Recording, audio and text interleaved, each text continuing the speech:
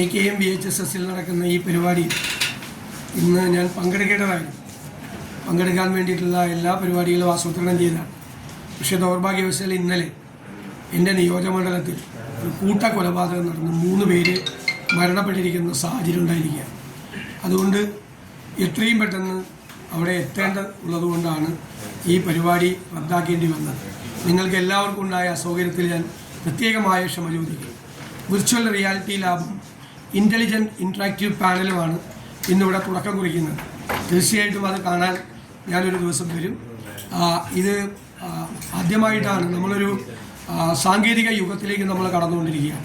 Artificial intelligence ഉൾപ്പെടെയുള്ള മനുഷ്യൻ്റെ പുതിയ കണ്ടുപിടുത്തങ്ങൾ വരുന്ന കാലഘട്ടത്തിൽ, അറിവിൻ്റെ പുതിയ ലോകം വികസിച്ചു വരുന്ന കാലഘട്ടത്തിൽ ഈ virtual reality lab intelligent interactive പാനലും കുട്ടികൾക്ക് പുതിയ അറിവിൻ്റെ ലോകത്തേക്ക് അവരെ കൈപിടിച്ചു കൊണ്ടുവരാൻ സഹായകരമാകുമെന്ന കാര്യത്തിൽ യാതൊരു സംശയവുമില്ല.